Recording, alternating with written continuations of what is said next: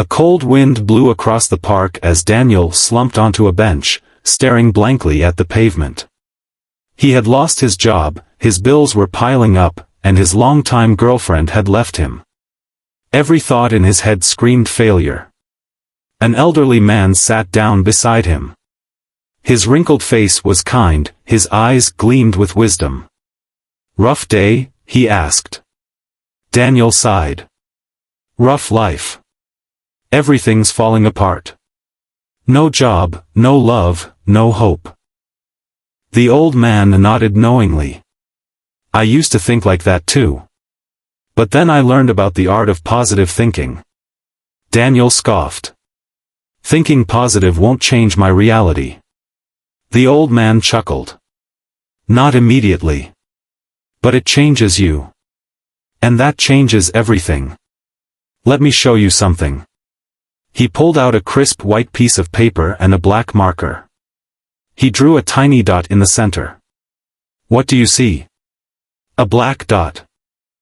"Interesting." The old man smiled. "Most people say that. But they ignore the vast white space around it. That's how people see life, they focus on the problems and forget the possibilities." Daniel frowned. "So what, just ignore my problems?" "No. Acknowledge them, but don't let them define you. Your thoughts shape your actions. If you dwell only on failures, you'll feel stuck. But if you believe things can get better, you'll start finding solutions." Daniel stayed silent, absorbing the words. The old man continued, "Let me tell you a story. Decades ago, I lost everything, my business, my home, even my family left me. I spent weeks blaming the world. Then, one day, I met someone like myself, a bitter man. I saw what I was becoming, and I decided to change. I started small, writing down things I was grateful for, focusing on what I could control. It took time, but soon, doors started opening. I rebuilt my life, simply by shifting my mindset." Daniel looked down at the tiny black dot. Could it really be that simple? The old man patted his shoulder. "Try it. Wake up tomorrow and think of 3 good things. No matter how small. Shift your focus. You'll be surprised."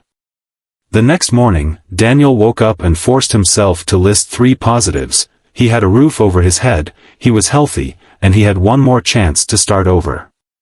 It felt strange, but he kept doing it. A week later, he noticed something, he was smiling more. A month later, he landed a job interview. 6 months later, he was in a new relationship. 1 year later, he sat on that same bench, watching the world with new eyes. A young man slumped beside him, sighing heavily. Daniel smiled. "Rough day?" he asked. And so, the art of positive thinking continued.